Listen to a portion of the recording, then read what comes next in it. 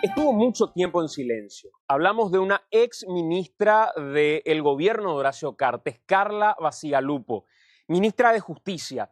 Había sido destituida por el gobierno luego de un episodio de un amotinamiento en el penal de Tacumbú el año pasado y luego de haberse negado a trasladar a Pavón del penal de Tacumbú a la agrupación especializada, pero cuenta el por qué se había negado y qué pasó en medio de ese episodio. Es la primera parte de una confesión que hace una ex ministra después de mucho tiempo, dando algunos detalles de cómo se opera desde el gobierno de Horacio Cartes en particular. Escuchen esta primera parte. Una semana antes de que se dé mi desvinculación, a mí el vicepresidente Afara me advirtió que ya me iban a desvincular porque los gerentes del presidente de la República estaban conspirando, había una cuestión ahí de conspiración política.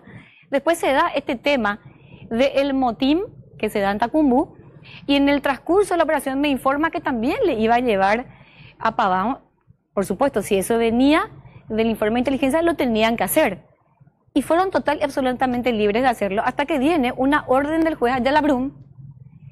La recibe el director de la cárcel, la mira en ese entonces Sotelo y dice no puedo entrar. Y bueno, ahí nomás recibo yo la llamada al presidente de la República muy nervioso diciendo por qué no se le iba a trasladar. Y entonces le digo, bueno, presidente, acá hay una orden judicial, ¿verdad? O sea, dependía del Poder Judicial, los jueces no dependen del Ministerio de Justicia. Cuando yo le explico, le digo, esto se hace así porque hay una orden judicial, bueno, él se pone realmente en una situación de muchos nervios.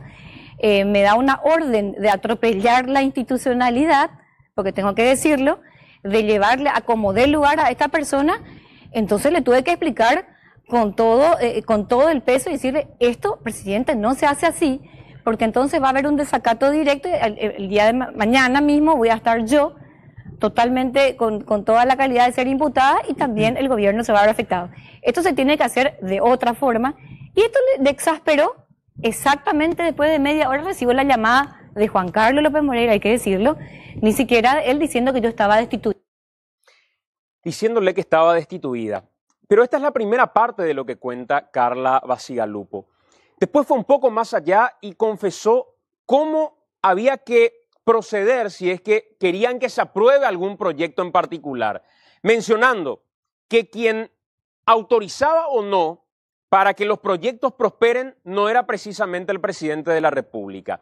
Y las reuniones no se llevaban a cabo en un Consejo de Ministros que además no sesiona, sino que se llevaban a cabo en una fundación particular, pero vinculada al entorno del presidente de la República. Escuchen ustedes. El presidente de la República se comprometió conmigo, por ejemplo, inicialmente a darme fondos, recursos para la construcción de las cárceles. Yo me comprometí públicamente, le pregunté, presidente, ¿es así seguro? Porque yo voy a poner mi palabra, comprometete. Y después de un mes, el Ministerio de Hacienda, en este caso el ministro Santiago Peña, me cerró absolutamente toda posibilidad. Pero a mí me tocó solamente ir a 2 reuniones y efectivamente fui a Ñan de Paraguay, efectivamente, pero no tuve muchas reuniones porque yo no era del primer anillo, digamos, del presidente en ese sentido de tener mucha frecuencia detrás. Por ejemplo, para presentar un proyecto de ley, te voy a dar una experiencia muy concreta. Yo quería que los procesados sin condena voten. Imagínense la incongruencia que hoy en Paraguay hay. Resulta que si una persona está procesada se puede candidatar para senador, pero hoy un procesado, una persona que está encarcelada y está procesado, no puede votar. Y para poder presentar esa ley yo tenía que hablar, por ejemplo, con José Ortiz. Y no podía yo presentar el proyecto de ley porque solamente, y en realidad tuve un no. Entonces no podía presentar.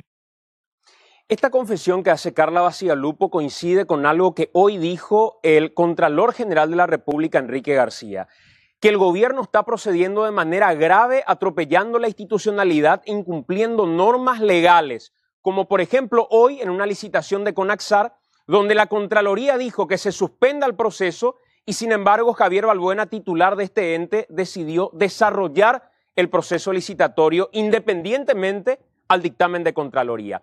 Se habla de un quiebre institucional, lo confiesa la propia Bacigalupo, y hablan de un gobierno paralelo que no funciona en un Consejo de Ministros, sino que funciona a la sombra de José Ortiz en una fundación privada. A la vuelta de la pausa, más información en el Telediario.